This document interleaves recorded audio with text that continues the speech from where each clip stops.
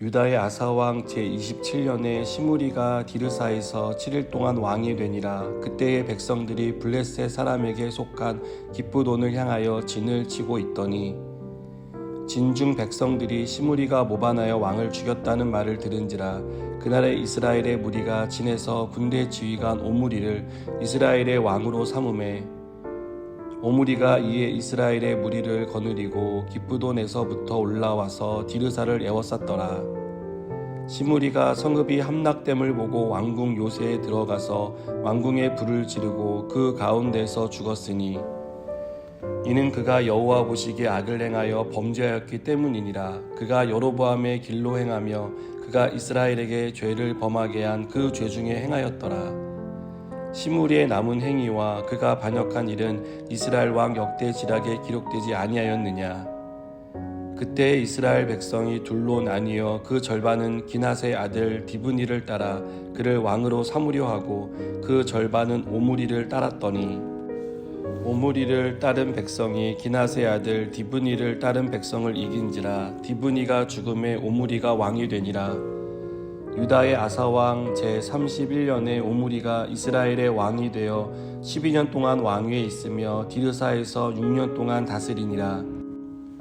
그가 은 2달란트로 세멜에게서 사마리아 산을 사고 그 산 위에 성읍을 건축하고 그 건축한 성읍 이름을 그 산 주인이었던 세멜의 이름을 따라 사마리아라 일컬었더라. 오므리가 여호와 보시기에 악을 행하되 그 전에 모든 사람보다 더욱 악하게 행하여 느밧의 아들 여로보암의 모든 길로 행하며 그가 이스라엘에게 죄를 범하게 한 그 죄 중에 행하여 그들의 헛된 것들로 이스라엘의 하나님 여호와를 노하시게 하였더라.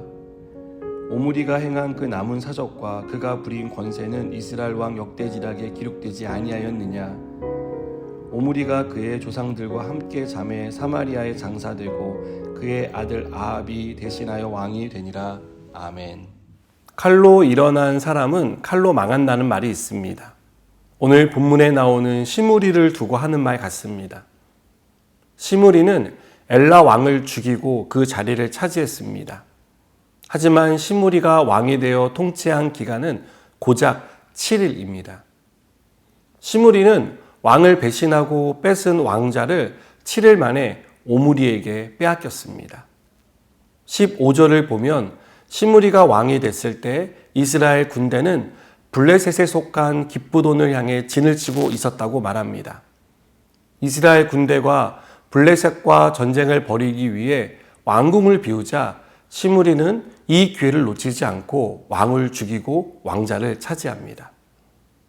이 소식은 전쟁터에 있던 이스라엘 군대에게 전해졌고 시므리를 처단하기 위해 회군을 하게 됩니다.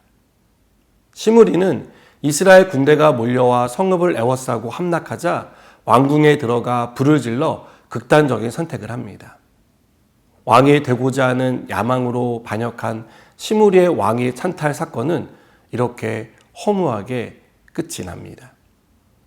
시므리의 계획이 허무하게 끝난 것에 대해 19절은 이는 그가 여호와 보시기에 악을 행하였기 때문이라고 설명합니다. 고작 7일을 왕위에 앉은 사람이 죄를 지었으면 얼마나 지었겠습니까? 그런데 성경은 시므리가 몰락한 이유가 그의 죄와 여로보암의 길을 따른 결과라고 말합니다. 왜 이렇게 말하는 것일까요? 시므리의 삶이 그랬기 때문입니다. 잘못된 나라를 바르게 하기 위한 목적이 아닌 자신의 야망을 이루기 위한 삶을 살았다는 것을 우리에게 보여줍니다. 왕을 죽인 시므리를 처단한 오므리는 4년간 정적인 디브니와 왕권을 놓고 내전을 치렀습니다. 오므리는 이스라엘 왕이 되어 12년을 통치했는데 그 중에 약 3분의 1을 왕위를 차지하기 위한 내전을 치르는데 허비했습니다. 왕이 된 오므리는 세멜에게서 사마리아 산을 사 수도를 삼았습니다. 새로운 시대를 담고 싶은 열망이 있었던 것으로 보입니다. 하지만 오므리 역시 여로보암의 죄에서 벗어나지 못했습니다. 그는 하나님 보시기에 악을 행했는데 그 전에 모든 사람보다 더욱 악했다라고 말씀합니다. 이스라엘 왕위가 의미하는 것이 무엇인지 알지 못했기 때문입니다.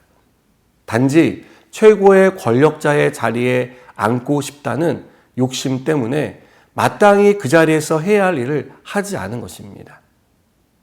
여러분, 이스라엘의 역사는 죽고 죽이는 반역의 역사가 되풀이됩니다. 또 한 가지 되풀이되는 것이 있습니다. 바로 여로보암의 죄입니다. 여로보암이 걸었던 길을 답습하는 일이 왕이 바뀌고 시대가 바뀌어도 끝나지 않습니다. 이스라엘 왕의 자리가 어떤 자리인지 알지 못하고 그 자리를 자기 힘으로 차지했다고 생각했기에 이전 왕들과 똑같은 길을 걸을 수밖에 없었던 것입니다.